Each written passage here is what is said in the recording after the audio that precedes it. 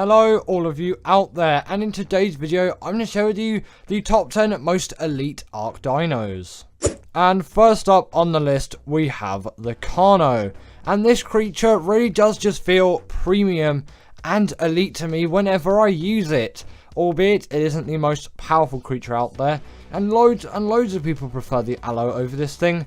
But I'm not really one for the Aloe hype. I don't know why. It is a great creature with a wealth of abilities, and it is a much more powerful creature than the Caro.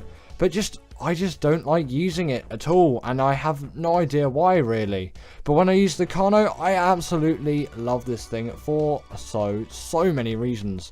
Namely, its size. This thing is the perfect size for me. It always is the right size for what I need it. Yes, it's not going to be the perfect size for caves, but you always have the baryonyx for that, and a small carnivore kind of makes me feel a little bit more comfortable, as I feel like I can sneak around the place more easily. But I'm not a PvP player, so that isn't really essential to me.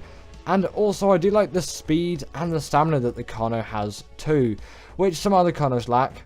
Other carnivores lack, not other carnivores. Well, it depends on the level really, but the Aloe again does have great stamina too, and maybe faster than the Aloe. I don't know why I love the Caro so much. Well, I do know why, but I don't really know why I don't like the Aloe at all. But either way, this thing also does have a really great bleed ability, which works in its favour, and it deals a heck of a lot of damage. It is really worth to get Caro someday, but if you're more of an Aloe person, then go with the Aloe, I guess. But I can never really like that creature, and I don't really know why. Next up, we got the Ethereal, and this creature has to be included on the list. Like, the Tickling Chicken is one of the most essential harvesting dinos in the game. It just has to be here. It is a great gatherer of fiber, wood, thatch, berries, all of that it is great at. And it is also really great at harvesting meat as well, as it is one of the few herbivores which can actually harvest meat, which kind of doesn't really make sense as it's a herbivore, but you know, we'll just go along with it. Its claws are really ones to be scared about, which isn't really in reference to what I was saying. I don't really know what my trail of thought was there. Either way, its claws are obviously where all of its damage is going to come from, and its saddle is unlocked at level 69. Nice. And you know, that Michael Rosen joke is just perfect, and I always have to sneak it in whenever I get the chance with the Ethereal top 10s. And yeah, the Ethereal also has another great use on the island. This thing is an extremely useful creature for the dragon boss fight. One which seems like on the surface won't you go for a Rex, but when you dive and you analyze that boss fight, you realize it's got a pretty nasty ability that really affects carnivores, but herbivores not so much. Next up we have the Snowowl, and this creature just has to be on the list. It has so many great uses that I can't discount it, and it definitely has that very premium feel, and it feels like you're being treated right and on top of the world really. Albeit this isn't the most powerful creature out there, but I don't really get that premium feel out of the most powerful creatures. As with creatures like the Giga, their stamina is abysmal, and I kind of feel like I've been scammed a little bit. The Giga is still a great creature, I'm not saying it's rubbish, I just don't really get any kind of premium feel from it. Whereas the Snowowl, this creature is just absolutely great when it comes to controlling this thing, which is, in my opinion, an essential part of a creature. If its controls are just awful and feel awful, you're not really going to like using that creature, but it's just so satisfying to glide around and use all of its abilities. For example, that heat-seeking ability. Not too useful for PvE players, unless you're obviously searching for a small tame or a creature which has gone missing of sorts. But on the PvP scenarios, this is a lot more useful, as you can track down some players if they try to raid your base, or if you think they are trying to raid your base.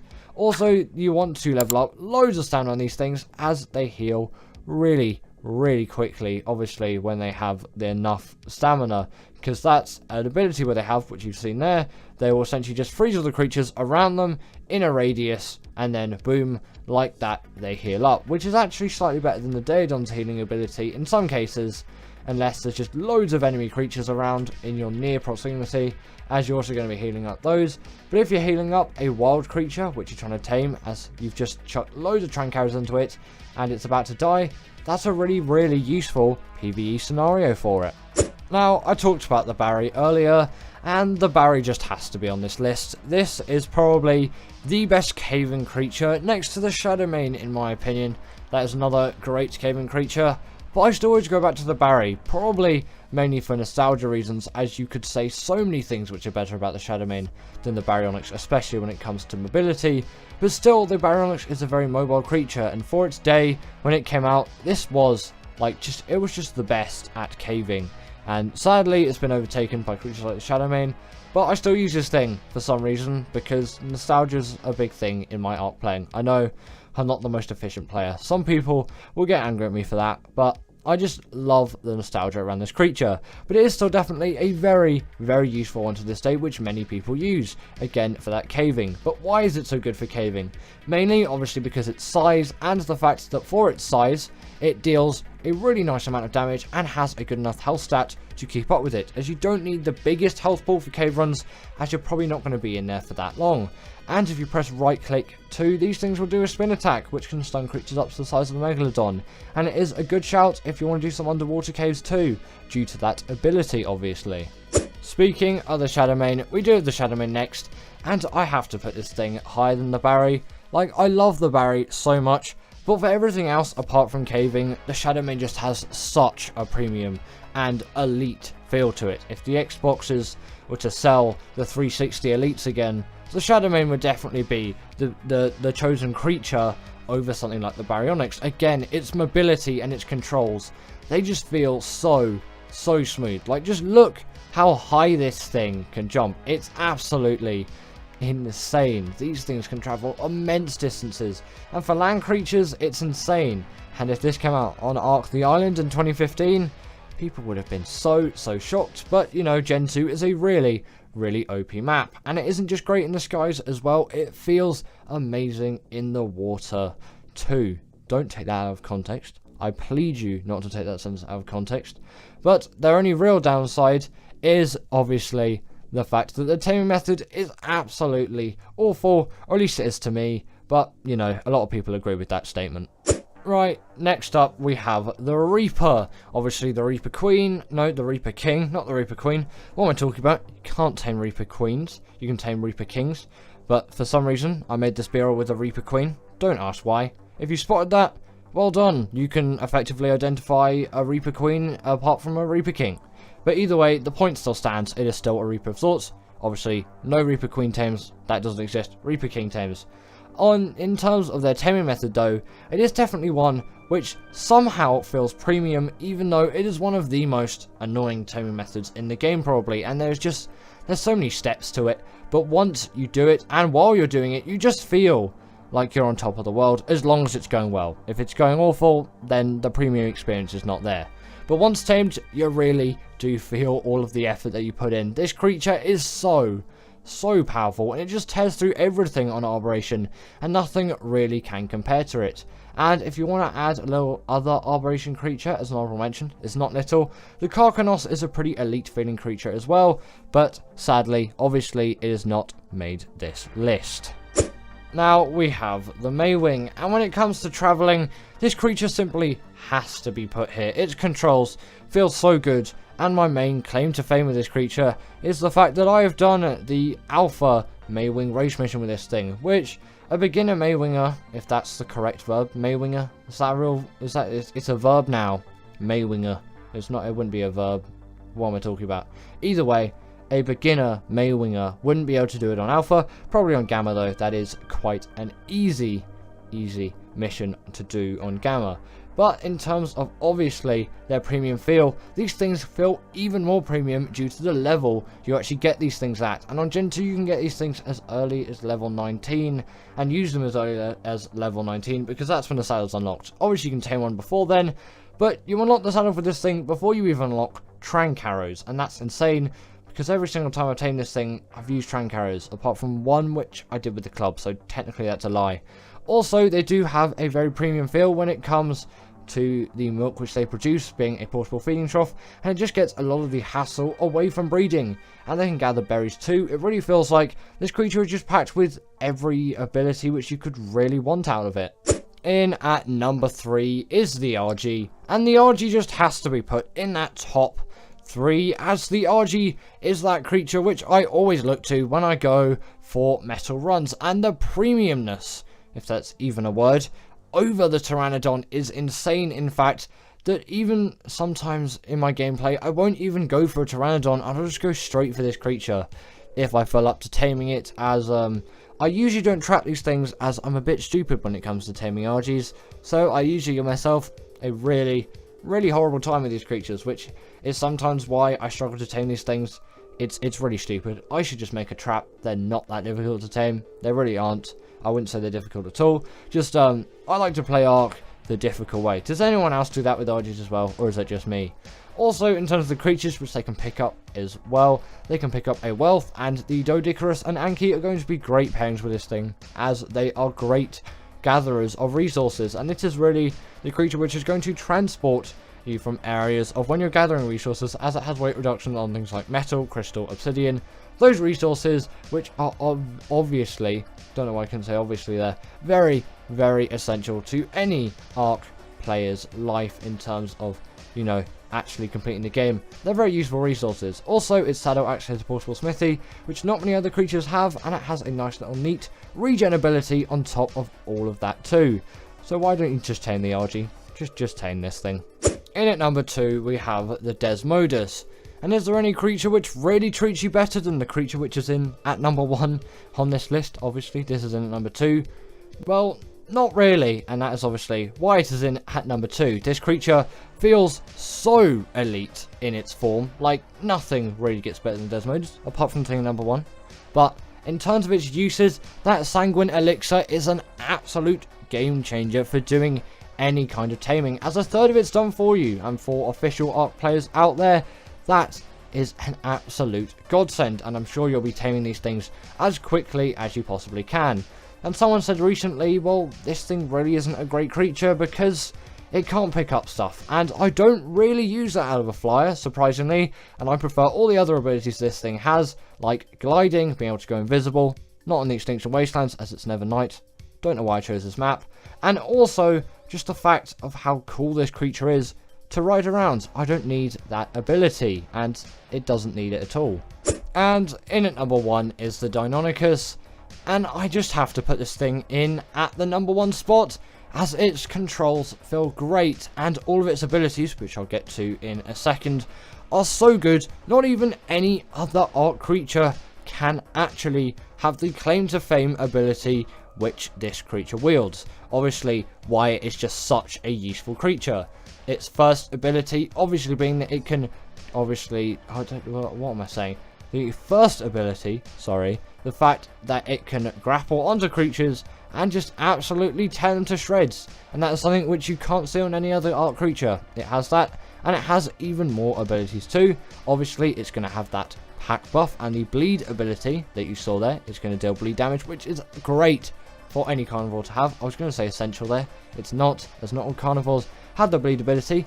Doesn't really make sense when you think about it, but it is very nice, and its main claim to fame is it can deal that on bosses too, which no other Ark creature, as far as my knowledge goes, can do. Comment me down below if I'm wrong, but I'm pretty sure there's no other creature. Either way, this is one of the best boss creatures out there, and you have to try it, especially with that pack buff. They are great in packs, and with that bleed, man, these creatures are insane. And they're also really good at parkour as well, and their controls feel really nice when you get them right. And I'm not the best Deinonychus parkourer, if that's even the right word for it, as I'm a bit rusty. I haven't really practiced with these things a lot in recent times, but definitely tame yourself a Deinonychus. In at number 10, we have the Spino, and this is a creature which I think is an extremely underrated one, and it often gets forgotten about in most lists of some great Ark carnivores. And I know this isn't a great Ark carnivores list, this is the best late game island tames. Doesn't also mean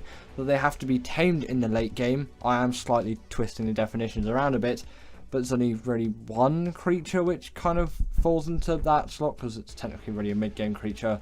But there are so many creatures you can include on this list, but the Spino, in my opinion, had to be one of them. It is extremely mobile, obviously spawns on the island, that is a requirement for it to be on the best late game, the Island Tames. They do have to spawn on the map, and the fact with its mobility that allows it to spin 360 degrees on the spot, like, the Rex couldn't do that. Like, nothing could make the Rex do that. And also, they're really great in the water as well, and they have the hydration buff. And someone said recently that I accidentally said the Spinos had the bleed ability. If I ever said that, I am sorry, I didn't mean it. They do not have the bleed ability, but Rexes don't have the bleed ability either, so, you know. And actually, overall, these things do a little bit more damage than Rexes. And back in the day, like 2016, 2015 Ark, they were seen as more powerful than Rexes. Like, this one was just a bigger, more powerful carnivore, whereas the Rexes kind of taken all of the scene nowadays, and these things are pretty much forgotten about. And they can even go on their hind legs too. That was part of the TLC update that they had at some point, allowing them to deal even more damage. And they're really great carnivores, so I simply had to include them on this list. And I really hope that you agree with me on this one. Next up, we've got the Giga, and since this is an extinction, I can't put these things so high on the list, as for the islands you simply don't need this kind of creature, but I have to put it on here. Come on, the best late games of the island in terms of tames, the Giga, the Tiny Tim, has to be on here. It is an absolute beast, packing loads of damage, but the reason why I say you don't need it is it isn't allowed into boss fights on the island. The Rex is pretty much as powerful as you can get, really, for boss creatures on the island. And I know that's a really, really huge generalization, but, you know, we'll just go along with it. Either way, the Giga can't be allowed into boss fights, so it has no boss use. If this was Extinction, however, I'll put these things so high on the list. Like, man, they are so useful on that map. But they are still useful for gathering resources on the island, like hide and meat and all of that. And they're just really fun to ride on, to be honest. That's another great benefit. They are huge. The only real downsides being their terrible stamina and their rage meter, so it kind of gives them a percentage of their own health, so they don't technically have their true amount of health. Still, I had to include it on the list. Come on, it is the Giga. Next up, following the huge carnivore trend, we have the Kentaurus, and this is kind of here for a similar reason. It's a big carnivore that deals a hell of a lot of damage, and it spawns where the Giga would spawn, and it's essentially just the Giga, but a little bit better in my eyes, so that's why it's slightly better on the list. It comes in at the number 8 spot instead of the number 9 spot, but the overall premise of the creature is pretty much the same. Again, big carnivore, deals loads of damage, it does all the same stuff. Yes, it has a blood rage, which allows it to do more damage than the Giga when full, and it doesn't have a rage meter, so it has its full health rather than the percentage of its health. And on top of that, its stamina isn't the most atrocious thing you've ever seen. They are pretty much the same thing, and I'm demonstrating its stamina leveling here, which isn't awful, but don't do that. Don't put all your levels into stamina on this thing. That is not what you want to be doing with this creature. Honestly, don't go near the stamina stat. Just leave it as it is. It is alright. It is fine. It is so much better than the Gigas, but if you really need it, get a stamina mutation. And although I would advise you tame one of these things on Ragnarok, they can still be tamed on the island. I do have a taming guide video if you want to check that out. If I remember, there'll be a card at the top of the video. If not, there'll be nothing. Right, in at number 7, we have got the Rhogther, and I had to put this thing here. Come on, this thing can literally pick up Rexes. It does have to be warranted as one of the best late game the island creatures. And what a late game creature this is. Honestly, it's absurd, like its tame method and all of that. It only spawns on the island under Lost Island, actually. And in normal, I'm still going to call it normal Ark, really, because ASA hasn't normalized itself in the Ark community. It's pretty much half and half, I think, at the moment, if the numbers are to be right. Because ASA, frankly, is too expensive, and on most things, it doesn't run very well. On the consoles, though, if you do get ASA on a console, you'll be fine with it. It will be a perfect experience for that console, and it will work. But on PC, I'm literally buying a 3090, which at the time of me recording this video is a £650 used card, let alone its price new, just to play a dinosaur game. But thanks to you guys, all of you watching these videos out there, I've actually been able to afford a card like that for my own personal rig. Currently, I still have the 2060 Super in it, but soon, in about, should be maybe 2 weeks from now, I'll have a 3090 in this thing, and then going on later in the year, I'm going to go for a 3950X and get some more RAM, because 16 gigs isn't really enough anymore, especially for ASA. It does actually recommend 32 gigs of the stuff. Also, if you noticed here, I've been, with the B-roll, I should have said, sorry, cancel my last point there, I've got technology stuff in my mind. Either way, the B-roll there has been showing you how to tame one, which is from my video of how to tame one. Again, if I remember, I will leave a card.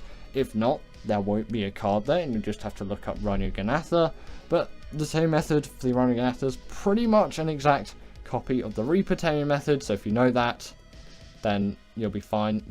But there's just a couple of extra steps, but it's not too complicated, but definitely is a late game tame because you're going to need a lot of resources for it, especially if you want 100% effectiveness. Next up, we've got the Ethereal, and this creature is one of those tames where I just, I don't feel right if I have not tamed this thing on the island, and it's so essential for any kind of boss fights. I had to put it on this list. It has to be here, okay? This is the Ethereal. It gives that buff to all of your creatures with the Courage Roar in the boss fight, and paired with a Daedon, it really does work. Although, I found the Daedon isn't the most essential nowadays, and actually I have done quite a few things without the Daedon. I've just paid more attention and put my health into my Rhogthers or whatever boss creature I'm using. I admit a Daedon is helpful, so that is why I'm giving it a small mention here, although it is not making this list of the best late game Ark Tames. And actually, towards the late game, it does become a lot more boss orientated, and you'll see that with the next 4 or so creatures. But actually, the creature in at number 1 is not boss orientated at all, and I wonder if you can guess it. If you do guess it before the number 1 slot, then put a time pin down from when you actually guessed what that creature is. Right, now in at number 5 is the Baryonyx. Almost couldn't say 5 there. And luckily, now we have got all my personal life out of the way and all my tech life out of the way. We can now focus more on the dinosaurs, as I'm sure you don't need a full lecture right now on my life story. Either way, the Baryonyx is a pretty easy tame for it to be making this list, and it is the second easiest, I would say, on the list. The creature in at number 1, I'm going to give you another clue there, it is the easiest tame. The second easiest tame is at number 1. It's a very simple knockout tame, spawns in the swamp biome. I think you can find it in some other places as well, definitely can, not just in the swamp biome, but if you really want to guarantee finding one, just head there. Make sure to avoid swamp fever. Either way, they're the best caving creature on the island, which is why I put them in this list. And they have a right click spin attack which can stun creatures up to the size of a Megalodon, which makes them pretty useful for underwater caves as well. And I know you can use Sharkos and Basilos and all of that, but for me the Barry does everything, and that is why I use it. Apart from the artifacts of the Skylord, that cave is far too tiny for pretty much any creature to fit in, unless you have a dung beetle for caving for some reason. Next up, we've got the Megatherium, and this is here for the chitin gathering, but mainly because of its insanity against the Broodmother boss fight on the island, and obviously that is why it has made the list, and that is why it is here. It is the best creature on the island for defeating the Broodmother, as it sort of gets a rage buff, you could kind of call it.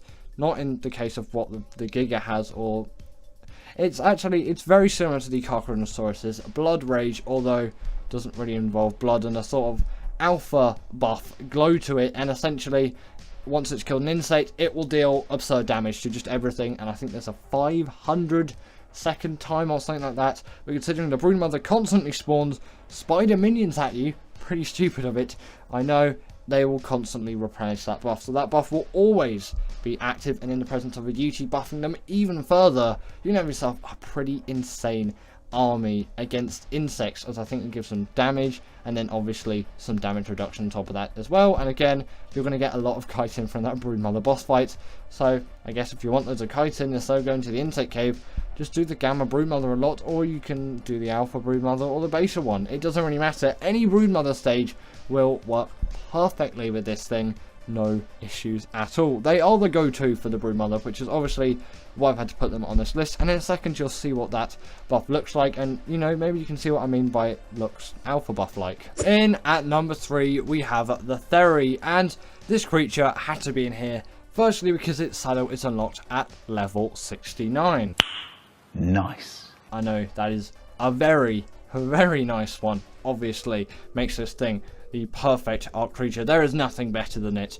But the reason for this creature being on the list is firstly its gathering abilities. This thing is insane at gathering all things fiber, wood, thatch, meat, hide, and you can't gather rocks, so I won't bother talking about those. And in my opinion, it's kind of more useful than you say an Anki and a Dodic, but I will give them a small mention here for gathering. They're not on this list, by the way, but the creature in at number 1 is extremely useful with a creature like the Anki and the Dodic. Have you got it yet? Have you not? Either way, the other use for this creature is that it is the best creature on the island for the dragon boss fight. The only downside being it's a herbivore, so for it to heal quickly, you will need sweet vegetable cake. This is where I would say a Aton is very necessary to make sure these things stay alive during the boss fight, as then they can actually heal up quite quickly and effectively, because they don't have the ease of meat. The sweet vegetable cake is particularly expensive, and you probably can't get thousands and thousands of it, just like you would get thousands and thousands of meat. But the reason why they're so good at the dragon boss fight is the dragon has a particular buff or debuff for carnivores with its inflamed fire buff, whereas this thing's a herbivore, so it doesn't get that. In at number 2 we have the Rex, and I had to include this thing on the list. I'm not going to put it in at the number 1. By now you probably should be able to tell what's in the number 1 spot. Again, comment down that time code once you figured out what the number 1 creature is. But either way, this creature, the Rex obviously, is the go-to creature for any kind of boss fight. Yes, it does have a slight debuff in the dragon boss fight, and it doesn't have the buff the Megatherium has in the Broodmother boss fight. It still works for all of them, although I would mainly use it for the Megapithecus because that's the only other one. But actually, nowadays, I kind of tend to use Spinos more for that boss fight, because they tend to not fall into the absolute death hole that's there in the arena, which is pretty annoying. But, you know, you can get around it easily with Rexes. It just, they tend to get stuck a little bit more, which is why I don't really like them for that. But there is no denying they are a really great boss creature, and with how easy they are to tame on ASA, it just has to be in at the number 2 spot. And it doesn't. I can't even speak anymore. Either way, it doesn't deserve any less, in my opinion, or any more. But before we get into the number 1 spots, just a quick honorable mentions. The Aloe is a pretty good boss creature. The Megalosaurus does definitely pack a punch as well. Creatures like the Sarco are pretty great water tames, although maybe not in the late game. You could still say they do definitely pack a punch. The Basilo is a great option for underwater caving in the late stages of the game, and a creature like a Thyla is always very nice to hand. But let's get into the tame in at number 1. In at number 1 we have the Argentavis. Have you guessed it now, by the way? 1433 should be the latest that you've guessed what this creature is.